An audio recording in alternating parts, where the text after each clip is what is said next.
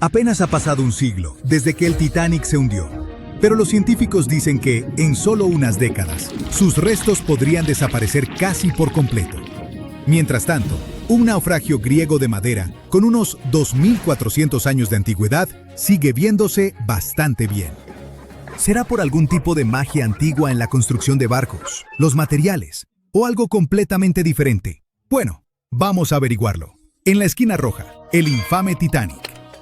Realmente no necesita presentación. Era el barco más grande de su época, con casi 900 pies de largo, construido con placas de acero resistente y unido con remaches de hierro y acero. Funcionaba con máquinas de vapor alimentadas por carbón. Adentro había comedores, elevadores, hasta una alberca. En 1912, el Titanic zarpó de Southampton rumbo a Nueva York, con unas 2.200 personas a bordo. 4 días después, chocó con un iceberg. El casco se abrió, el agua entró a raudales y el barco insumergible se fue al fondo del Atlántico Norte, a casi 2,5 millas de profundidad.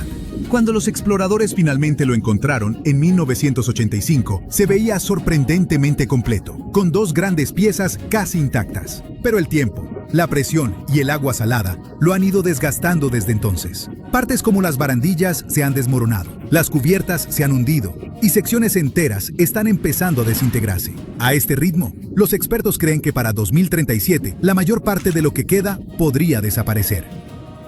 Mientras tanto, en la esquina azul está el retador griego. En 2018, investigadores que exploraban el Mar Negro hicieron un descubrimiento muy diferente. A unos 6.600 pies bajo la superficie, encontraron un barco mercante griego que se hundió alrededor del 400 a.C. Mide apenas unos 75 pies de largo, pero aún se reconoce claramente como un barco. El mástil y el timón son visibles. Lo más probable es que fuera un barco de carga construido para viajes cortos y medianos, transportando mercancía entre puertos en vez de cruzar océanos abiertos. Sea lo que haya pasado, se hundió en las profundidades del Mar Negro, y ahí se quedó, sorprendentemente bien conservado. La madera no se ha desintegrado, y la forma del barco aún se reconoce fácilmente, incluso después de tanto tiempo. Parece imposible, pero la explicación es realmente genial. En casi cualquier situación, la madera es mucho menos resistente que el acero.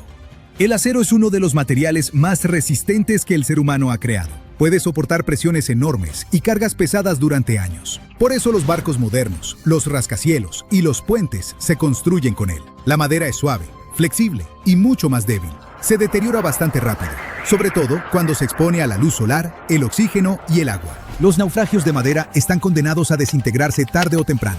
El agua salada se filtra, las fibras se descomponen y los organismos vivos empiezan a devorarla. En mares cálidos y poco profundos, la madera se convierte en alimento para los gusanos de barco. Bueno, en realidad no son gusanos, sino moluscos que perforan la madera como termitas submarinas. Se alimentan de barcos de madera y en solo un par de décadas, ¡puf!, desaparecen. Así que, por toda lógica, el Titanic, hecho de acero sólido, debería ser el que más dure, y el barco griego, hecho de madera, debería haberse vuelto polvo hace siglos. Pero eso solo aplica cuando ambos están expuestos a un ambiente similar. Los restos del Titanic están en el Atlántico Norte. Es uno de los ambientes más hostiles de la Tierra. El naufragio yace a unos 12.500 pies de profundidad, donde la presión es más de 370 veces mayor que en la superficie. Las temperaturas rondan apenas por encima del punto de congelación, y el agua está cargada de sal y oxígeno disuelto. Cuando el hierro y el acero se encuentran con el oxígeno y el agua salada, forman óxido de hierro, es decir, herrumbre. Pero el deterioro del Titanic no es solo químico, también es biológico. En los años 90, los científicos descubrieron unas bacterias especiales en el naufragio llamadas Alomonas titanicae. Estos microbios se alimentan del metal mismo, formando estructuras frágiles con forma de estalactita llamadas rústicles. Los rústicles pueden parecer sólidos, pero son frágiles y huecos, como coral hecho de óxido. Conforme crecen, se desprenden, llevándose pedazos del barco con ellos. Cada rústicle que cae significa que un poco más del Titanic desaparece. Si a eso le sumas las fuertes corrientes submarinas y la presión de las profundidades, es fácil entender por qué el naufragio se está desmoronando lentamente. El Mar Negro, por otro lado, tiene características fascinantes que lo hacen único. Su estructura es como un pastel de capas gigante, hecho de 2 océanos completamente diferentes apilados uno sobre otro. Arriba tienes agua de mar normal, llena de oxígeno y vida marina. Pero por debajo de unos 600 pies es todo lo contrario. La capa más profunda es densa, salada y está completamente aislada de la superficie. Los científicos lo llaman estratificación, lo que significa que las capas casi no se mezclan, algo así como el aceite y el vinagre cuando se asientan en una botella. Eso pasa porque los ríos de un lado traen mucha agua dulce, mientras que el agua salada del Mediterráneo se cuela por un paso angosto cerca de Turquía. El agua dulce flota encima porque es más ligera, atrapando la capa más pesada y salada debajo. Ahora viene lo interesante. Esa capa inferior ha estado sellada durante miles de años. No le llega oxígeno, así que la vida marina que depende de él no puede sobrevivir.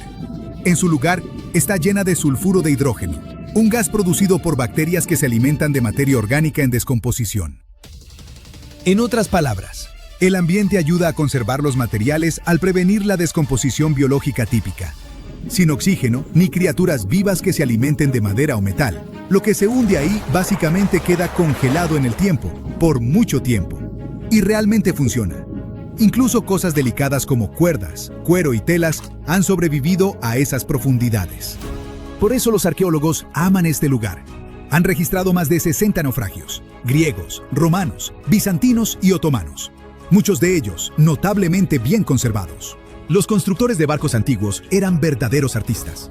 No tenían máquinas ni soldadura de metal, pero sabían cómo hacer la madera lo suficientemente fuerte para resistir tormentas y largos viajes. Para el siglo V a.C., los constructores griegos habían desarrollado barcos capaces de recorrer rutas comerciales de larga distancia en el Mediterráneo. Sus diseños se mantuvieron prácticamente iguales durante siglos. Podríamos decir que eran los camiones del mundo antiguo, solo que más lentos. Con el tiempo, los humanos siguieron mejorando sus barcos. Para la Edad Media, los veleros tenían múltiples mástiles y aparejos complejos, lo que les permitía cruzar océanos en vez de solo navegar pegados a la costa. Luego, llegó la era de las exploraciones. Enormes barcos de madera con cañones, comercio global e imperios marítimos. Para el siglo XIX, la madera había llegado a su límite. Las máquinas de vapor reemplazaron a las velas, y el hierro y el acero reemplazaron a la madera. Los barcos se volvieron más grandes, más rápidos y más fuertes. Cuando el Titanic fue construido en 1912, representaba la cúspide absoluta de la tecnología naval. Hasta tenía electricidad. Aunque el Titanic no se hubiera hundido, de todas formas, no estaría navegando hoy. Quizás sería un museo flotante, pero una cosa es segura. La película habría sido muy diferente.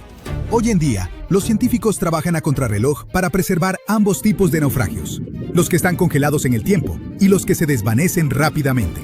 En el Atlántico Norte, submarinos robóticos están mapeando el Titanic con escaneos tridimensionales antes de que el naufragio colapse por completo. Mientras tanto, en el Mar Negro, drones submarinos exploran sin perturbar nada, capturando barcos que lucen casi nuevos, completos con anclas, cerámica y decoraciones talladas. Como el fondo marino de ahí ha estado aislado desde siempre. No solo sobreviven los barcos.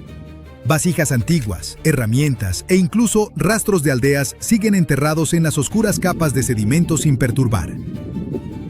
Es un lugar que necesitas en tu mapa si te interesa la arqueología marina. Pero no todos los naufragios se dejan intactos. En todo el mundo, cada vez es más común convertir naufragios históricos selectos en museos submarinos administrados. En lugar de mantenerlos fuera de alcance, científicos y conservacionistas invitan a buzos a explorarlos de manera responsable. Por ejemplo, frente a las costas de Grecia, un naufragio antiguo de la era clásica ahora funciona como un sitio de buceo protegido. En la mayoría de los casos, mover barcos hundidos es impráctico y se arriesga a dañarlos. Están más seguros bajo el agua hasta que llegue alguna nueva tecnología. Quizá no estemos tan lejos de un futuro donde submarinos comerciales permitan a todos ver el gran Titanic en persona. Eso es muy poco probable, claro, pero en un escenario hipotético, solo nos queda esperar que suceda mientras el barco aún esté ahí. Titanic. The Titanic. The Titanic. The Titanic. Titanic. The Titanic. The Titanic. Titanic. The Titanic. ¡Felicidades! Puedes olvidar todo lo que has visto en las películas o todo lo que has leído en libros y periódicos y escuchado de la gente. Ahora tenemos el estudio más detallado y confiable del famoso barco hundido. Un escaneo 3D a gran escala del Titanic nos permitió ver con detalle todo lo que sucedió durante el desastre. Y ten por seguro que ocurrió mucho de lo que nunca habías oído hablar.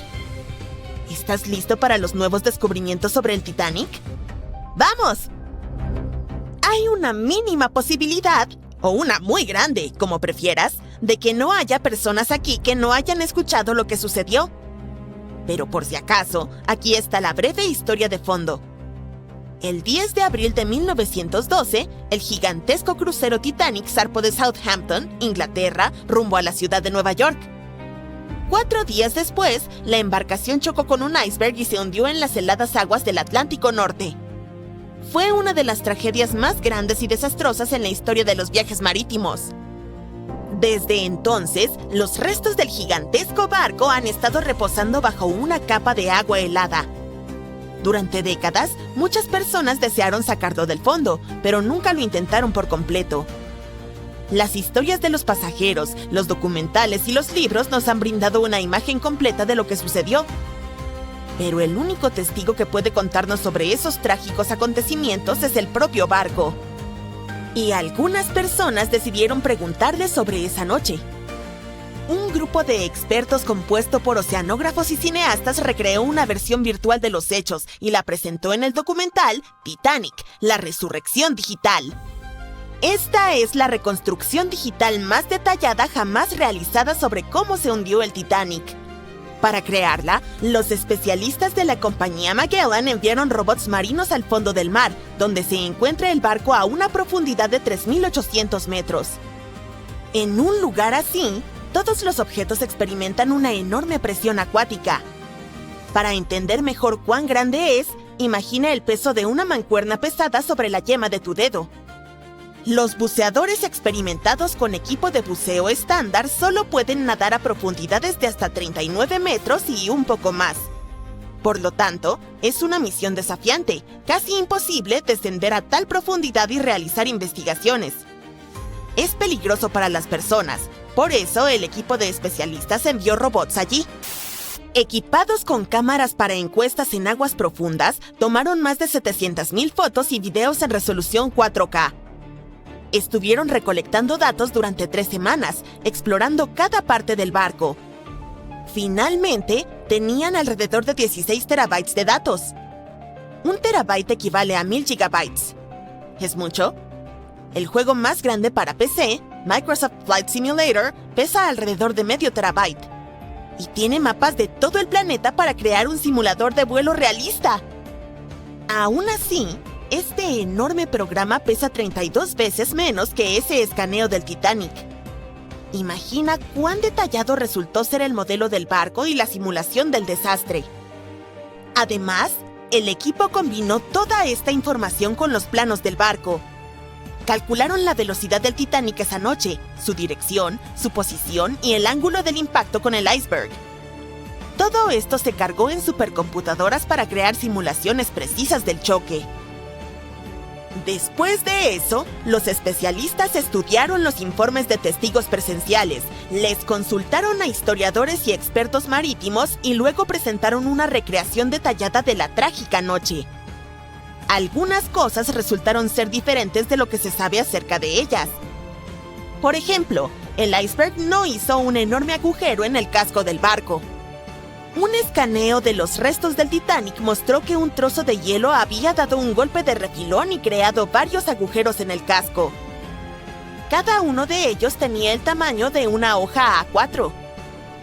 ¿Cómo pudo un daño tan pequeño destruir un barco gigante? El problema fue que esos agujeros del tamaño de una hoja A4 cubrían toda la longitud del casco. Los creadores del Titanic afirmaban que era el barco más insumergible del mundo. Sin embargo, su capacidad de flotación residía en que podía mantenerse a flote incluso si se inundaban 4 de sus compartimentos estancos. Pero la colisión con el iceberg provocó la inundación de 6 de ellos.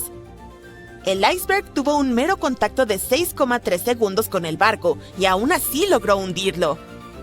El escaneo del naufragio del Titanic también mostró un ojo de buey con una ventana rota. Probablemente el iceberg chocó allí. Este hallazgo confirma las palabras de los testigos que decían que trozos de hielo entraron en las cabinas. Imagina lo aterrador que debió ser. Estás durmiendo plácidamente en tu cama, de repente oyes un fuerte estruendo y un pedazo de iceberg cae en tu cabina. Y tras eso, comienza el caos absoluto. Los investigadores descubrieron exactamente cómo se partió el barco en dos. En la famosa película, todos vimos cómo la parte trasera del barco se elevó sobre el agua y luego se rompió. En efecto, la embarcación se rompió, pero no tan suavemente como vimos en la pantalla. Sí, la magnitud del desastre fue terrible, pero la realidad fue aún peor.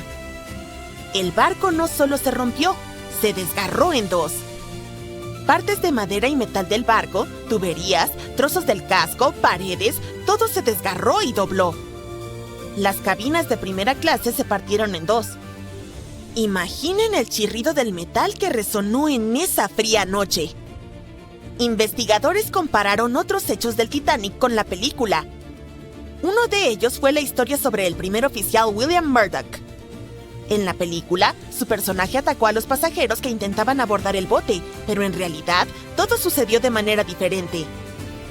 Un superviviente del Titanic, Charles Littler, dijo que William Murdoch se había ahogado mientras trataba de bajar un bote salvavidas al agua. No atacó a nadie, pero aún así enfrentó un destino trágico. No hay detalles exactos, pero escaneos de alta resolución han confirmado esta versión. Sin embargo, una de las historias más impresionantes y heroicas que ocurrieron en el Titanic tuvo lugar en la sala de calderas. Con la ayuda de robots, los expertos descubrieron que una de las válvulas de vapor del barco había quedado abierta. Este hallazgo solo confirma los testimonios de los testigos oculares de que los ingenieros permanecieron en la sala de calderas más de 2 horas después de la colisión con el iceberg.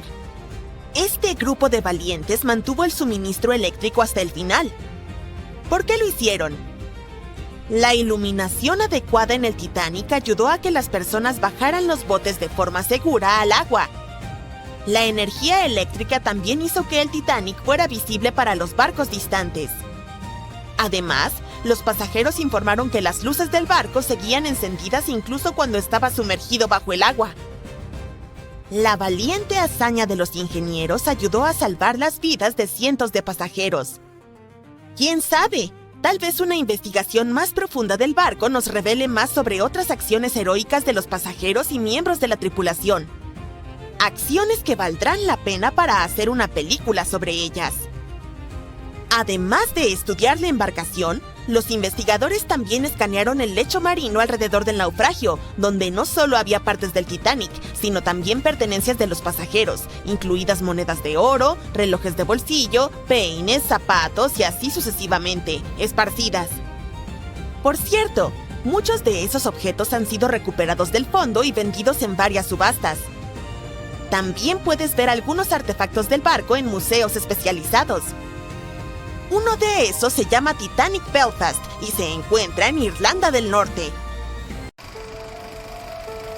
Mientras el Titanic se hundía entre las olas, un hombre se aferraba a la vida y de alguna manera, contra todo pronóstico, sobrevivió. Pensó que el drama había terminado, pero lo que le esperaba en tierra fue mucho más frío que el océano Atlántico en esa terrible noche. Cuando regresó a su país natal, Japón, la gente lo recibió con vergüenza. Los periódicos lo denunciaron. Los extraños murmuraban a sus espaldas.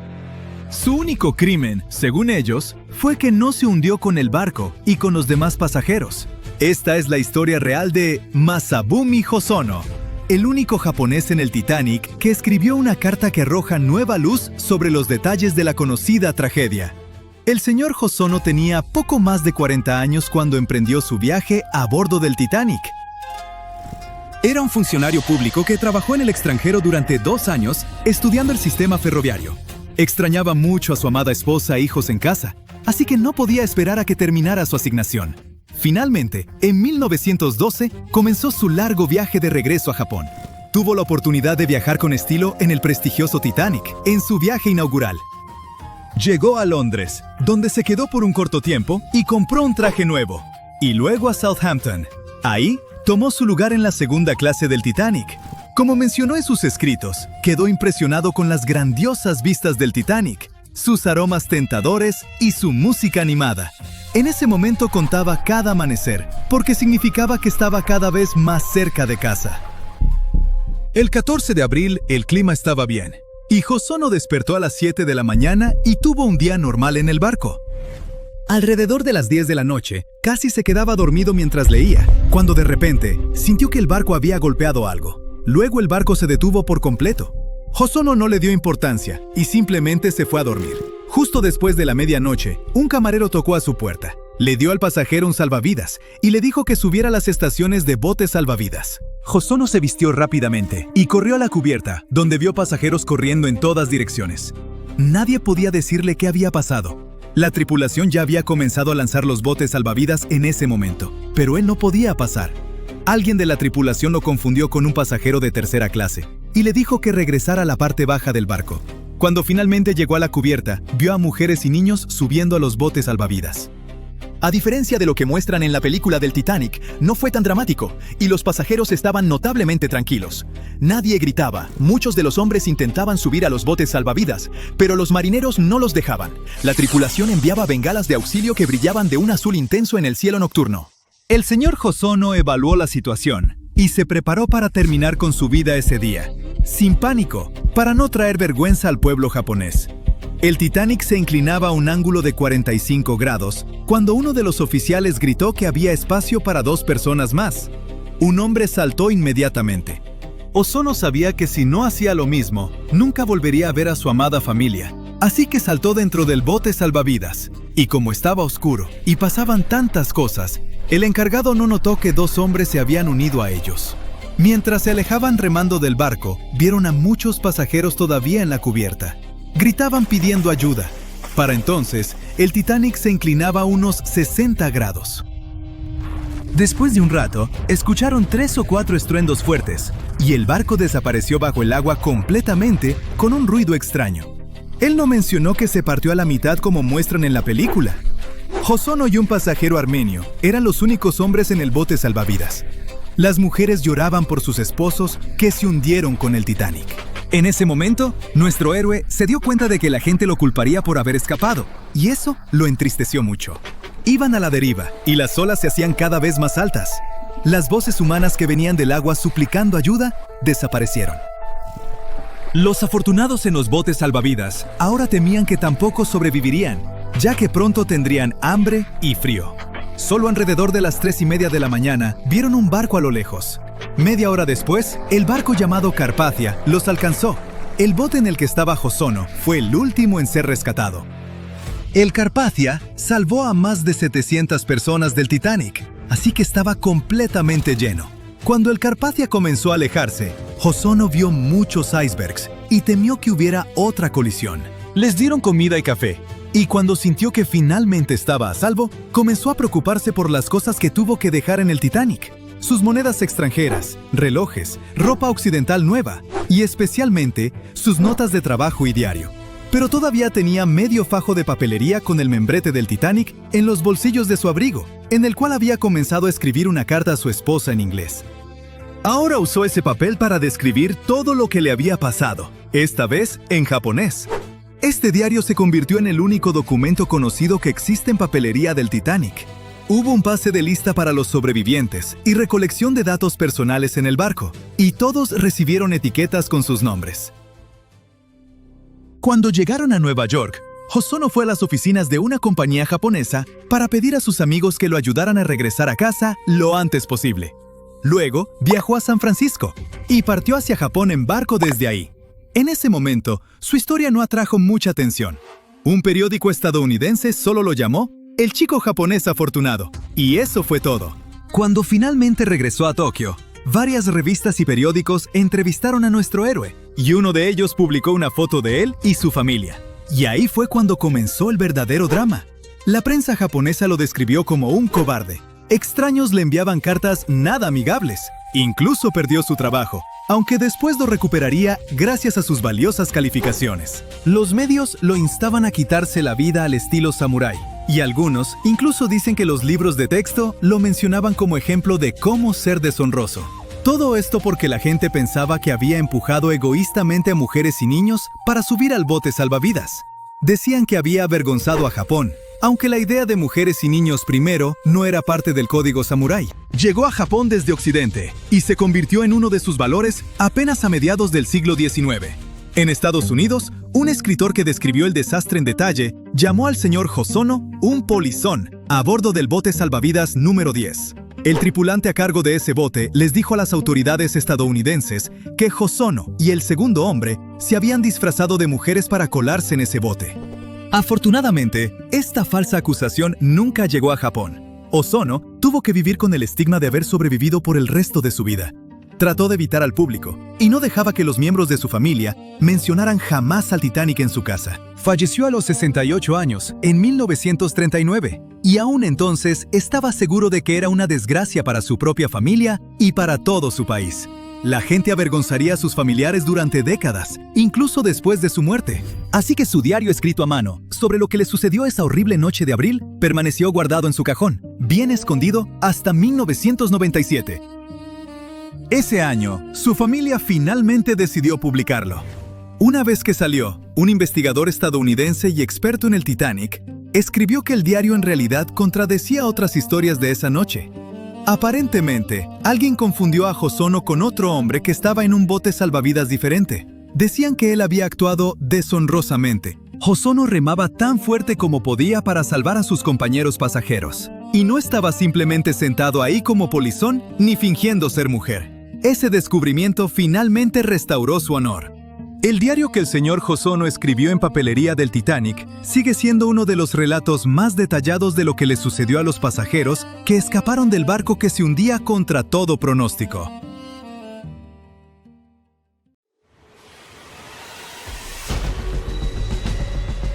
Más de 1.500 personas perdieron la vida en esta parte del océano, por lo que quizás sea una idea prudente mantenerse alejado de ella. El lugar donde se hundió el RMS Titanic sigue siendo peligroso. Quiero decir, sí, todavía hay enormes icebergs por ahí, pero hay amenazas aún mayores acechando bajo la superficie. El Titanic se encuentra a unos 3.800 metros bajo el agua, casi 640 kilómetros al sureste de Terranova. Ha estado allí por más de 100 años, así que con el tiempo el naufragio se ha ido desmoronando poco a poco. El infame barco se está oxidando, tal como cualquier estructura de hierro o acero lo haría bajo el agua. Químicamente, al mezclar hierro, oxígeno y agua, esa combinación desencadena una reacción que produce óxido de hierro, lo cual conduce a la corrosión. Así que las placas de acero, vigas, todo eso se está debilitando. Partes del revestimiento se están derrumbando, como el techo del baño del capitán y una sección de la barandilla que colapsó no hace mucho. Pero en el caso del Titanic, gran parte de esa corrosión es causada por bacterias que consumen hierro. Cuando el barco se hundió, se partió en dos grandes piezas, la proa y la popa, que quedaron a casi 600 metros de distancia en el fondo del mar. Y ahora ambas piezas están cubiertas por una biopelícula, una capa viviente de bacterias, hongos marinos y todo tipo de otros microbios.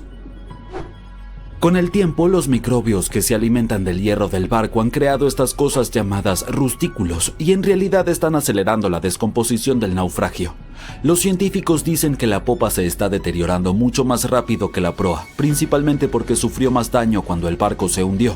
Y ahora, gracias a toda esa actividad bacteriana, la popa podría estar deteriorándose hasta 40 años antes que la proa. Entonces sí, los microbios han estado prosperando y floreciendo allí abajo. Si les tienes fobia a los gérmenes, es probable que eso suene como una pesadilla total, pero sinceramente no es tan malo.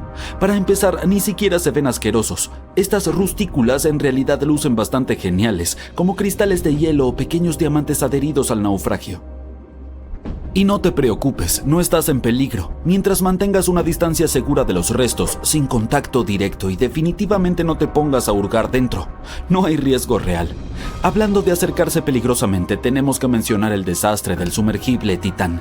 Ya sabes, el que implosionó de forma catastrófica en 2023 durante un viaje al naufragio del Titanic. Lamentablemente, las 5 personas a bordo perdieron la vida. Aunque este viaje se vendía como una aventura turística, adentrarse tanto en el océano no es un juego. Es aterrador, frío y oscuro.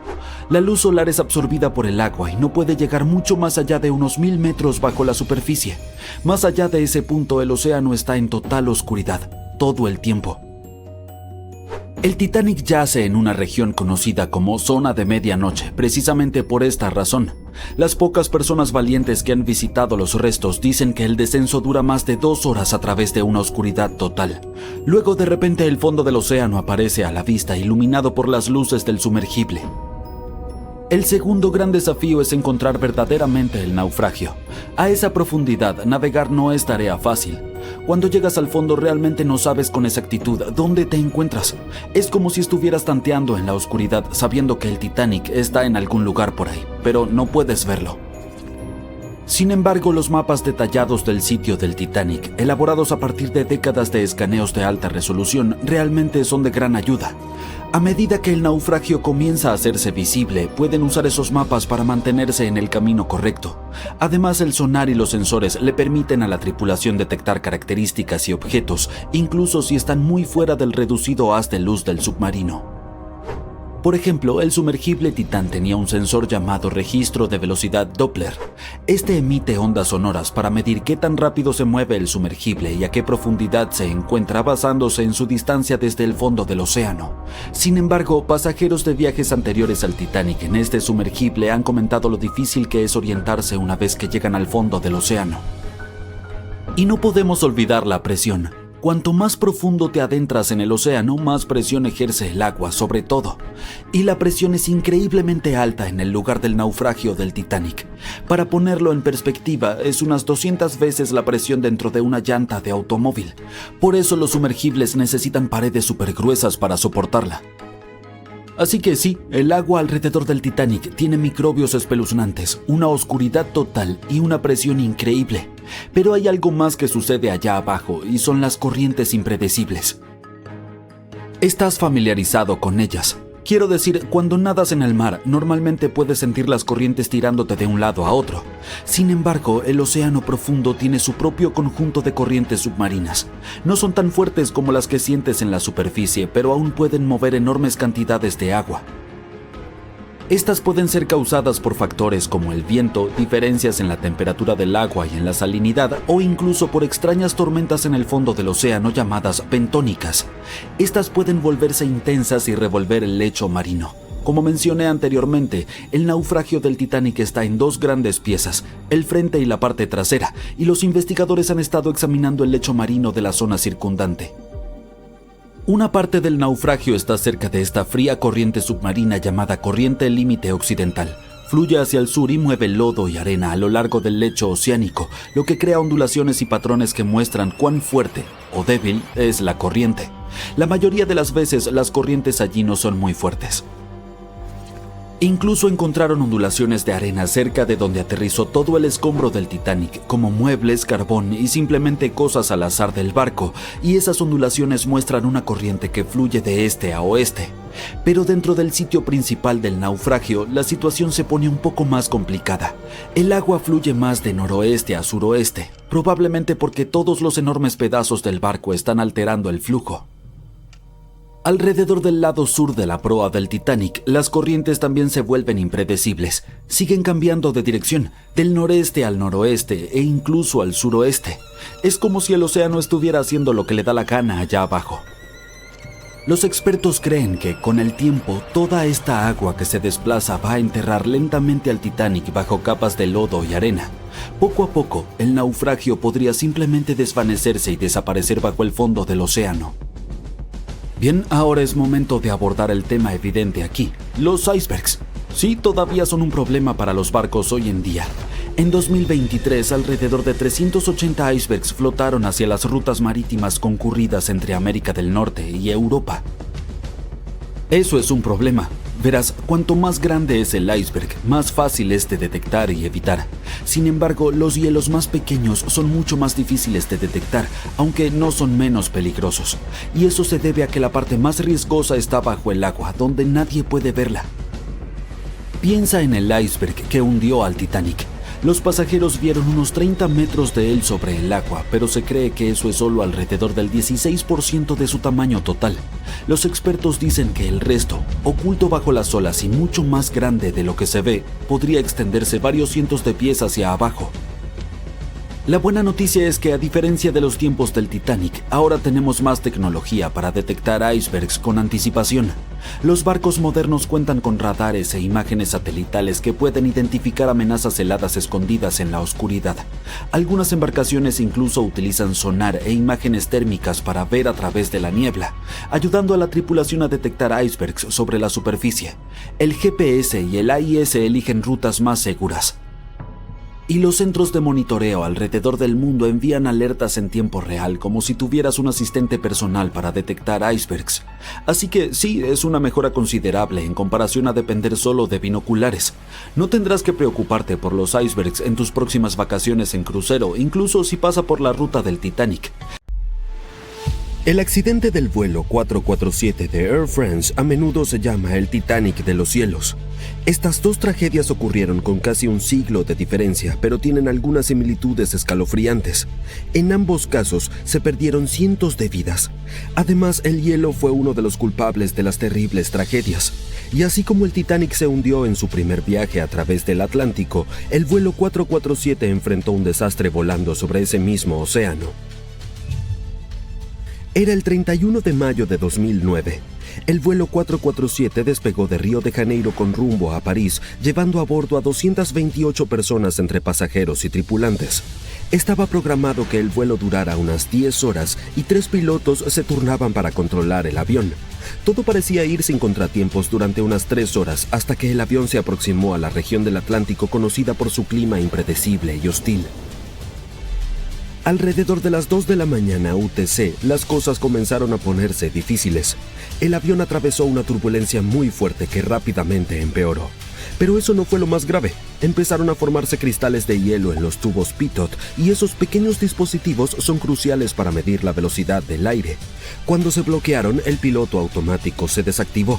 Los pilotos tuvieron que tomar el control manualmente. Fue entonces cuando los sistemas de vuelo cambiaron al modo de ley alternativa, lo que eliminó algunas de las protecciones de seguridad en las que los pilotos siempre confían.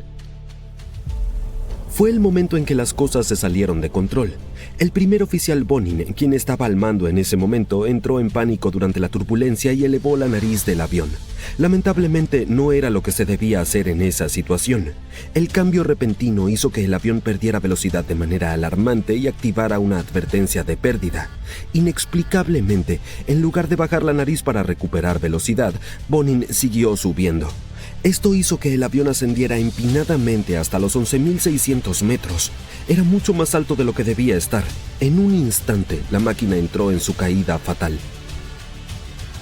En la cabina se desató el caos. El avión se paralizó, las alarmas sonaban y la tripulación estaba perdida sobre lo que sucedía. Por alguna razón extraña, Bonin seguía levantando la nariz del avión, lo que empeoraba las cosas aún más. Las advertencias se silenciaron por un momento, pero eso solo contribuyó a la confusión. Cuando el capitán Dubois, que había estado descansando, regresó a la cabina, entendió que la situación era crítica. Les gritó a sus colegas que bajaran la nariz del avión, pero ya era demasiado tarde. Durante más de 3 angustiosos minutos, el avión estuvo en caída libre hacia el océano. Durante ese tiempo, las acciones de la tripulación se anulaban entre sí. Bonin tiraba del control hacia atrás mientras sus compañeros intentaban empujarlo hacia adelante. Como resultado, el avión se mantuvo paralizado todo el camino hacia abajo, descendiendo en espiral desde 11.000 metros hasta el nivel del mar en una aterradora caída. Los momentos finales fueron capturados en la grabadora de voz de la cabina. «Hemos perdido todo el control del avión. No entendemos nada. Lo hemos intentado todo», gritaba uno de los pilotos. A las 2:14 UTC, el Airbus A330 se estrelló contra el océano a una velocidad de unos 280 kilómetros por hora. Ninguna de las 228 personas a bordo sobrevivió a la colisión. Las grabadoras de vuelo, que se detuvieron solo segundos antes del accidente, mostraron que la nariz del avión aún estaba inclinada hacia arriba cuando la aeronave impactó el agua. Los pilotos nunca recuperaron el control tras la pérdida de sustentación. Después del accidente, la investigación demostró que pequeños problemas pueden convertirse en un desastre inmenso en muy poco tiempo. Los tubos pitot bloqueados eran en realidad un problema menor, pero provocaron una reacción en cadena que sobrepasó a los pilotos. Los expertos señalaron que la confusión en la cabina y la lucha de los pilotos por entender lo que estaba sucediendo desempeñaron un papel importante en el accidente. La tragedia también alertó sobre la capacitación de los pilotos, especialmente para la pérdida de sustentación a gran altitud, lo que llevó a cambios en los protocolos de seguridad. Sorprendentemente, este desastre no es el único comparable a la tragedia del Titanic. La historia del dirigible R-101 es una catástrofe más que recibió el mismo nombre. El viaje del dirigible estaba destinado a ser un símbolo del futuro de Gran Bretaña en los viajes aéreos, pero todo se vino abajo tristemente de forma literal en su primer gran trayecto. Para octubre de 1930, el R-101 había pasado por algunas mejoras importantes. El plan era volarlo desde Inglaterra hasta la India. Debía ser un viaje larguísimo que mostraría de lo que era capaz este dirigible. Por eso había mucha presión para ponerlo en el aire. Pero existía un problema. No había sido probado lo suficiente, y algunos expertos pensaban que aún no estaba listo. De todas maneras, se dio luz verde a la misión. Un aspecto significativo de este vuelo era que Lord Thompson, quien era el jefe del Ministerio de Aire de Gran Bretaña y un gran defensor del proyecto del dirigible, iba a estar a bordo. Estaba decidido a hacer del viaje un éxito y reunir apoyo para el Plan Imperial de Dirigibles, el sueño de Gran Bretaña de usar dirigibles para viajes de larga distancia a través del imperio. Así que junto con otros funcionarios importantes, ingenieros y miembros de la tripulación, Lord Thompson abordó el R-101 para lo que esperaban sería el vuelo histórico hacia India, pero ignoraban la tragedia que pronto ocurriría. La noche del 4 de octubre, el R-101 despegó de Cardington, Inglaterra. El plan era dirigirse a Francia, repostar allí y luego continuar su viaje hacia la India. Pero desde el principio las cosas no fueron bien.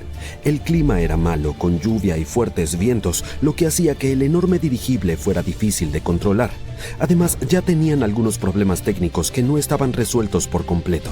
Los motores eran impulsados por diésel, una opción más segura porque tenía menos probabilidades de incendiarse que los motores de gasolina, pero al mismo tiempo no eran lo bastante potentes para un dirigible tan grande y pesado. De todos modos, a pesar de las advertencias sobre el mal tiempo, continuaron adelante. El R-101 cruzó el Canal de la Mancha y se dirigió hacia Francia. Pero a medida que el clima empeoraba, la aeronave comenzó a perder altitud. No podía mantenerse arriba. Para cuando volaba sobre Beauvais, en el norte de Francia, la situación se estaba volviendo crítica. La aeronave estaba demasiado pesada, especialmente después de ser golpeada por la lluvia, y tenía muchas dificultades para mantenerse en el aire. A eso de las 2 de la mañana comenzó a descender demasiado rápido. La tripulación hizo todo lo posible para que la nave comenzara a subir de nuevo, pero fue en vano. A las 2:09 ocurrió el desastre. El R-101 se estrelló en un campo a unos 80 kilómetros de París, pero eso no fue lo peor. Al ocurrir la colisión, la tela del dirigible se rasgó y el hidrógeno en su interior, un gas extremadamente inflamable, se incendió. En un instante, toda la nave quedó envuelta en llamas. De las 54 personas a bordo, 48 no sobrevivieron, incluidos Lord Thompson y muchos de los principales expertos en aviación de Gran Bretaña. Solo 6 sobrevivientes lograron salir, pero no indemnes. Entonces, ¿qué salió mal? Nuevamente fue una mezcla de problemas. Por un lado, fallos de diseño. El R-101 era demasiado pesado, incluso después de todas las modificaciones. Sus motores no eran lo bastante potentes como para soportar tal peso, en especial en mal clima, lo que nos lleva al siguiente problema. Volar en una noche tormentosa y ventosa empeoró las cosas. La lluvia añadió peso extra, provocando que el dirigible perdiera aún más sustentación. Como muchos dirigibles de la época, el R-101 estaba lleno de gas hidrógeno increíblemente inflamable. Justo después del desastre, esto provocó que el fuego se propagara demasiado rápido como para controlarlo.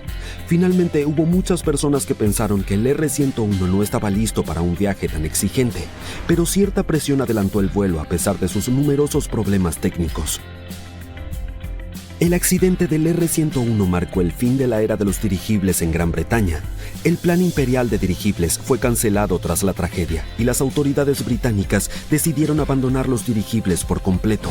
Hubo una investigación pública y la conclusión ¿Cómo pudo hundirse en solo 2 horas y 40 minutos un barco construido por las mentes más brillantes de su época y considerado insumergible? Quizás podamos resolver el misterio adentrándonos en los tornillos del Titanic. Y lo digo literalmente. Todo comenzó con una elegante cena en Londres en 1907. Lord William James Parry tenía una gran idea y necesitaba a las personas indicadas a bordo. Invitó al director de la compañía naviera británica, White Star Line, a conversar. White Star ya navegaba el éxito con los viajes transatlánticos, haciendo una fortuna transportando inmigrantes a América. Pero la competencia era feroz. Cunard, uno de sus mayores rivales, acababa de lanzar 2 elegantes y veloces barcos, el Lusitania y el Mauretania. Estos barcos eran lo último en velocidad y lujo. Parry no iba a quedarse atrás. Como presidente de una compañía irlandesa de construcción naval, pensó que si se aliaba con White Star, podrían dominar el mercado. Esa misma noche, durante la cena, comenzaron a idear toda una flota de transatlánticos, el Olympic, el Titanic y un tercer barco que eventualmente se convirtió en el Britannic. Pronto, esas ideas se volvieron realidad. Comenzó la construcción del Titanic y su gemelo, el Olympic. Fue tan impresionante que tuvieron que construir 2 nuevos astilleros en Queen's Island, conocida como el Barrio Titanic, en el puerto de Belfast. Pero construir algo tan masivo no era nada fácil. Harland & Wolff, la compañía británica a cargo de la construcción, tenía las manos llenas. Era el barco más grande que alguien hubiera intentado construir, y se necesitaron 15,000 hombres trabajando día y noche para hacer realidad el sueño. El Titanic y su gemelo se planearon con 269 metros de largo, lo suficiente para superar por 37 metros a los nuevos transatlánticos de Cunard. Al terminarse, el Titanic medía lo mismo que 4 cuadras y era tan alto como un edificio de 9 pisos. Además de ser el barco más grande de su época, también obtuvo otro apodo. Cuando la revista Shipbuilder lo examinó, lo calificaron como insumergible. Pero algo salió muy mal en el camino. Si le hiciéramos una radiografía al Titanic, encontraríamos 2,000 placas de acero, cada una de hasta 9 metros de largo y unas 3 toneladas de peso. Para armarlo, lo construyeron como un esqueleto metálico gigante, con la quilla como columna vertebral y las placas del casco formando la cubierta exterior. Para vencer a la competencia, el Titanic tenía que ser enorme, pero también rápido. Para lograrlo, tuvieron que innovar con las hélices. Tenía 3, 2 externas de 3 aspas y una central de 4. Las externas, de 7 metros de diámetro, eran impulsadas por los motores de vapor. Estos motores eran los músculos del barco, convirtiendo el vapor en la potencia que giraba las hélices. La hélice central era más pequeña, de 5 metros, y funcionaba con una turbina de vapor de baja presión. La combinación de motores y turbina era tecnología de punta en esa época, y permitía al Titanic navegar a unos 21 nudos. Eso es, aproximadamente 39 kilómetros por hora, lo cual no suena muy rápido, pero para un barco de ese tamaño, era impresionante. Las hélices estaban hechas de bronce de manganeso, un material elegido por su resistencia a la corrosión. Créanme, esto es clave cuando atraviesas agua salada del océano. Este sistema de motores podía generar hasta 46,000 caballos de fuerza, el equivalente a 230 carros combinados. Para mover el barco, había 2 grandes hélices a los lados, conectadas a motores que funcionaban como bombas gigantes, impulsándolo hacia adelante. Luego estaba la tercera hélice en el centro, que funcionaba como turbina de vapor, un tipo especial de motor que le daba impulso extra y usaba menos combustible. Todo este sistema no era solo por potencia, también por velocidad. Otros barcos ya usaban la turbina de vapor desde años antes, pero como el Titanic era más grande y pesado, su sistema tenía que ser extra potente para mantenerlo rápido, estable y cómodo para todos a bordo. Así que, después de 2 años de arduo trabajo, el Titanic estaba listo para su primera prueba. El 31 de mayo de 1911, una multitud de 100,000 personas se detuvo a ver al Titanic deslizarse hacia el río Lagan. Lord Peary estuvo acompañado del millonario estadounidense J.P. Morgan, quien había adquirido el control financiero de la compañía White Star. El Titanic flotó por primera vez, pero tardó otro año en equiparse. ¿Qué es jerga naval para convertir ese esqueleto de acero gigante en un lujoso palacio flotante? Tenía de todo: alberca climatizada, baños turcos, palmeras en los cafés, cancha de squash, un salón comedor de primera clase para 554 personas. Según algunos reportes, la suite más lujosa del Titanic fue reservada por una estadounidense llamada Charlotte Drake Cardessa. Pagó $2.500 en 1912. Incluso hoy, eso es mucho dinero por un viaje. Pero si hacemos la conversión, serían unos $75.000 actuales. Todo por un boleto de ida a través del Atlántico. Los trabajadores se apresuraron a terminar de pintar y pulir el Titanic para el 31 de marzo de 1912. El capitán de White Star, Edward John Smith, de 62 años, abordó para supervisar las pruebas finales del transatlántico más grande del mundo. El capitán incluso dijo que este sería su último cruce del Atlántico. Al llegar a América, se retiraría. El 10 de abril, el barco estaba listo para su viaje inaugural. Zarpó hacia Southampton para cargar carbón y a sus primeros pasajeros. La pasajera Sylvia Caldwell le preguntó a un marinero si ese barco gigantesco era realmente insumergible, a lo que él respondió con la icónica frase: «Ni Dios mismo podría hundir este barco». 4 días después de zarpar, el RMS Titanic encontró su destino. Aunque el barco recibió advertencias sobre icebergs, navegaba muy rápido en la oscuridad. Cuando los vigías finalmente vieron el iceberg, estaba demasiado cerca para detenerse o virar. Imaginen intentar frenar de golpe un carro enorme. Ahora imaginen que ese carro pesaba 20,000 veces más que un vehículo normal y se movía absurdamente rápido.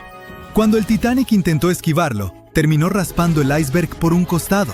Aunque la tripulación intentó frenar y girar, el barco rozó el iceberg, abriendo 100 metros del casco y dañando 6 de 16 compartimentos estancos. Esto hizo que la proa se hundiera, mientras la popa se elevaba, como cuando un lado de una palanca pesa demasiado.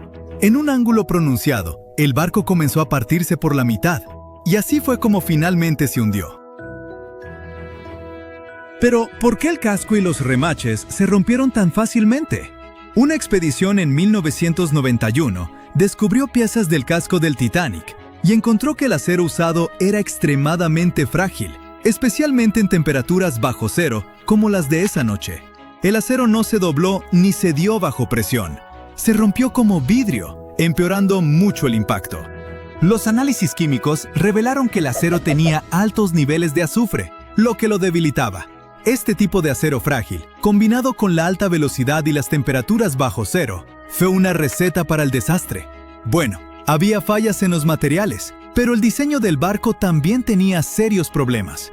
Esos compartimentos estancos no estaban completamente sellados en la parte superior, así que cuando el agua entraba, se desbordaba de un compartimento a otro, acelerando el hundimiento. Si el barco se hubiera construido con mejor acero, un casco doble o compartimentos estancos mejorados, el desastre podría haberse evitado. Quizás lo suficiente para que el RMS Carpathia llegara a rescatar a todos a bordo. El Titanic no era insumergible, pero para su época fue un triunfo de la ingeniería y el lujo. El problema es que ni los mejores diseños pueden siempre vencer a la naturaleza.